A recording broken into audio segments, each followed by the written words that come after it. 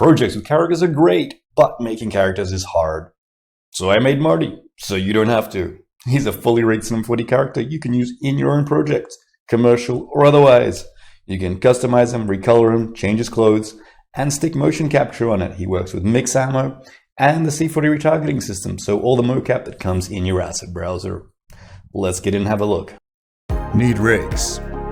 Ace 5 Studios has rigs.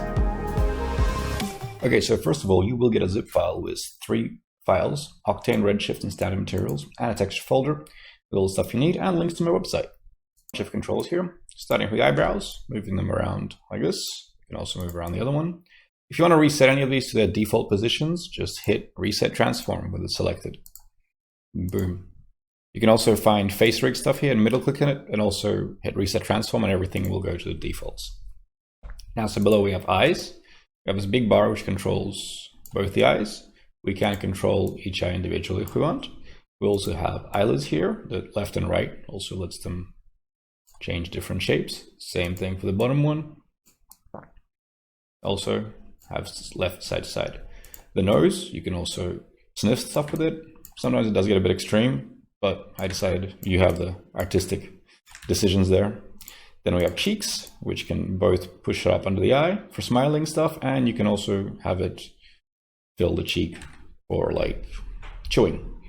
Then we have the mouth here, which have controllers left and right. Don't push these too far because generally a natural smile doesn't really go that far. Or for sad ones, you also want to do this. And then you can also move the mouth with this thing if you want. Now, you can also, as I said, if you middle click on face rig stuff, it'll select all the children and just go Reset Transform, and you'll be back to default. Now here you also have this controller here for the lip to move it up and down. And then you have smaller controllers, which lets you do this snaring stuff. And you have this small one, which lets you put it up and down. And also when you move it left and right, you can also roll it. You can roll a cheek. You can roll the lip in and out. So you can have the F shape for him to bite down. Then you have this big controller here, which opens and closes the mouth. And underneath you have this smaller one, which lets you make a chewing animation. Now let's open the mouth, because we also have a tongue where with 2 controllers. This one will move it around, and this one here will stick it out. So if you want the tongue to stick out, it also has some twist in it. And then you can also move it around. So you have these kind of options. And you also have this wavy time. You might have to press play.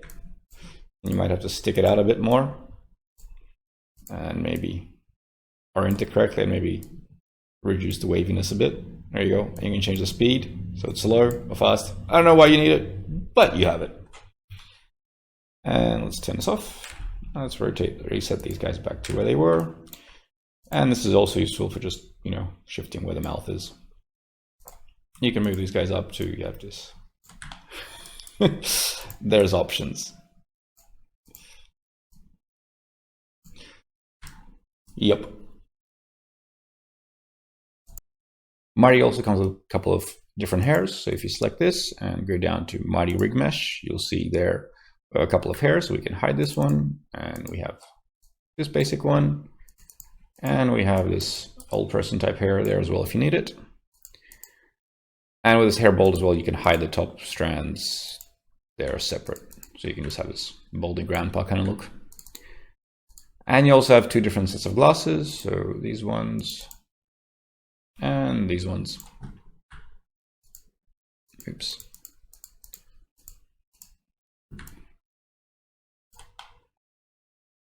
And you can change the eye color. If you select the eye mesh here and scroll down to it, you will find this material tag, and you can change the color depending on what renderer you use. You'll have a different option to change the color here to green or blue, whatever you need. But the shaders are pretty self-explanatory. And the face texture in the standard material, you have the option to standard material does not have it. Now for the entire body controls, let's start with the hip. This big green one controls the entire upper body. Reset Transform again to get it to the beginning. Then you have an inside yellow one, which will let you just wiggle his hips if you need that.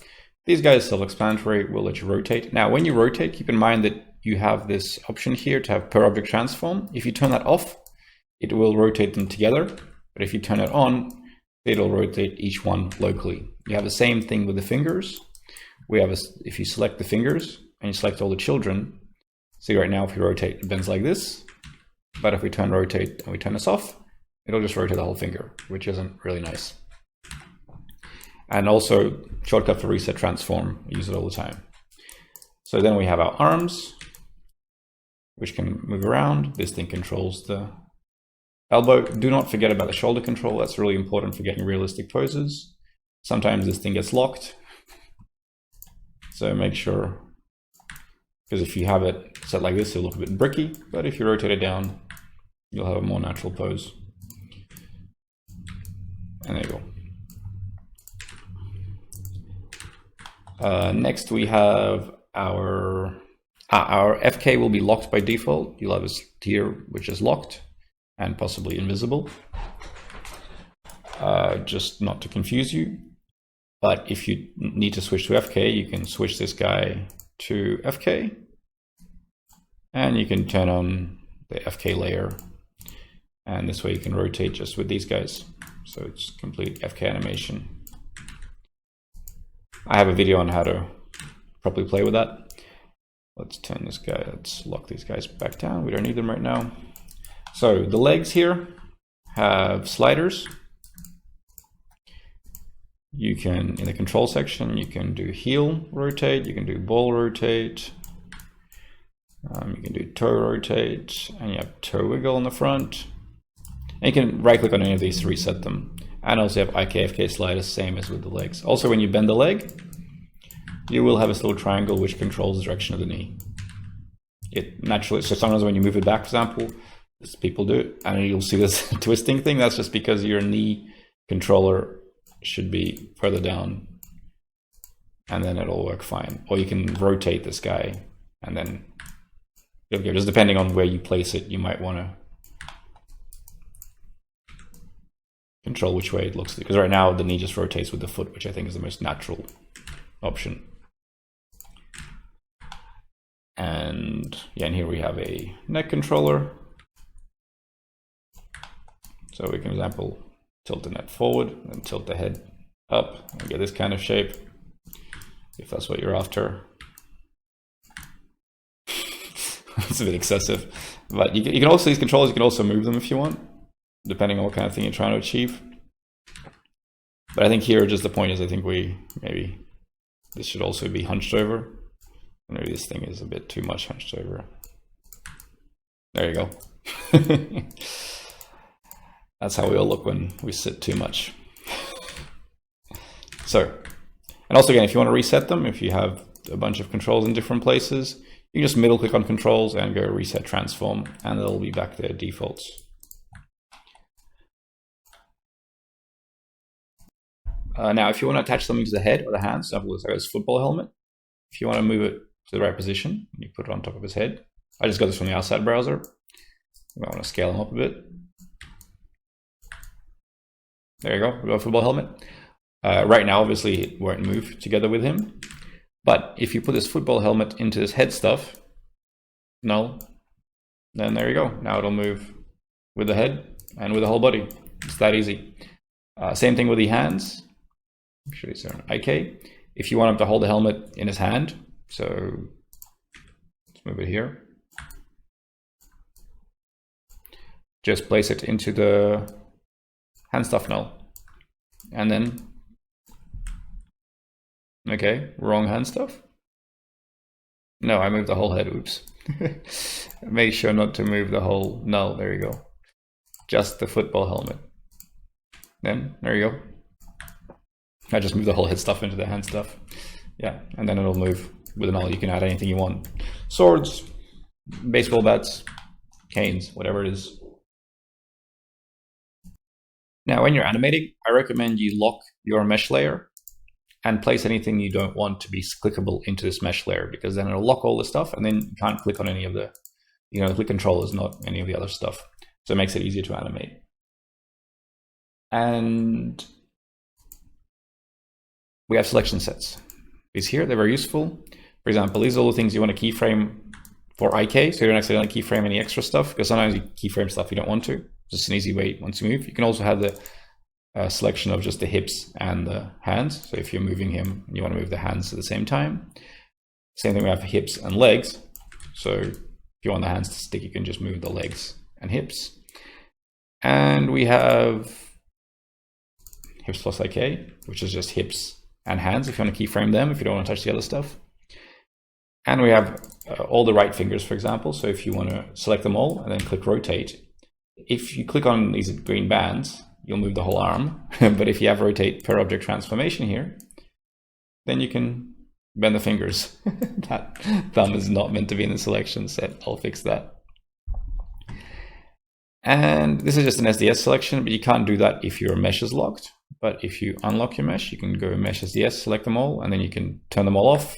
If you want increased viewport performance, just drag that to 0, and you can see they're all down. So that'll make it faster. And clothes surfaces as well, if you need to initialize them all, for example, if you made modifications to the mesh. I have another tutorial about that. Go check that out, and that'll help you with that. Now, you will also get this Marty Mesh FBX file, which is what you should upload to Mixamo in order to be able to load animations. So once you load up this FBX file to Mixamo, this one, then you'll be able to download the animations and just drag them into your scene. So for example, I've got this Marty walking here. You can watch the full tutorial if you want. Press no, and basically all we have to do, we can hide it says delete me, but you don't really need to see this one. And we disable, go click this yellow constraint here and disable it. It'll disable all the ones below as well. And then go to the green tab and go to basic and make sure it's enabled. And then in the tag, into advanced for the pose, just drag in this new joints that you just brought in. And there you go. We have animation of a walking Marty. And if you want it to be infinite, just go Shift F3 for the timeline and middle click joints and make sure after it just goes repeat. And then you should be able to have infinite walking Marty. So mocap that way is very easy, but also you can use the mocap. Let's disable this. You can also use the character object with this little pink tag. So you just need the source character. So if you open your mocap here, there's a motion capture folder and just load anything you want. So clapping, perhaps get it to be in the middle somewhere. Sure why it's not being displayed. Maybe it's still downloading. Anyway, and if you enable this pink one, make sure again that it's enabled. And then go tag and load in source character, this one I think. Yep. And there you go, you have clapping Marty. If he's running and you want him to follow, you'll have to make sure that your joints are also parented to a moving null. So if there's like a walking one, climbing, running. So if we load this one in, you'll see that he's running in the spot while that thing moves. So what you want to do is motion offset. You want to just make sure that it's down here and that the joints are in the same folder, and then it'll run together with it.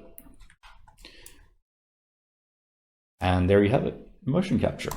Now Marty also comes with a couple of clothes variations. So if you open the mesh null here and you go down to clothes, you'll see he has Marty pants, but he also has Marty shorts, and he has Marty wide pants, which are just the same thing but wider in case you need it.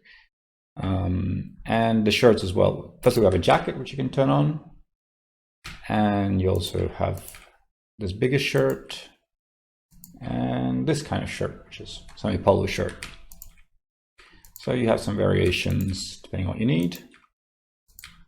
If you're ever importing this into a scene and you move them, like sometimes you'll get this kind of effect where you will see that the mesh moves but the clothes doesn't. All you have to do is make sure the surface is turned on and click initialize. Sometimes when you copy paste it into new scenes, sometimes they break.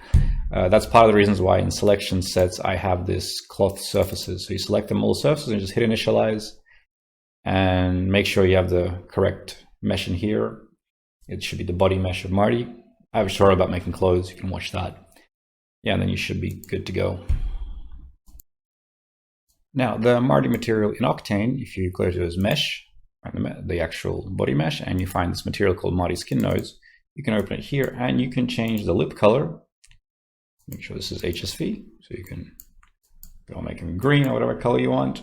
And you can change the skin color as well to anything you want, and I'll multiply and still have that effect. Now, similarly, with the redshift, you also have lip color, so you can change that. And you have skin color, so you can make him a zombie if you want, or I would say just give him different tans, give him more gray, pale, whatever it is you need. And remember, if you need any more characters, we have a bunch of stuff on ace5studios.com. All these characters are animation ready, rigged, have materials, are fully customizable, and you can use them in your own commercial projects. We also have more stuff here, like some free rigs you can try out. We have character building kits. We have packs of simpler characters for infographics and infomercials and whatever it is you're making as kids. There's also some animals there, so go check it out. You won't be sorry.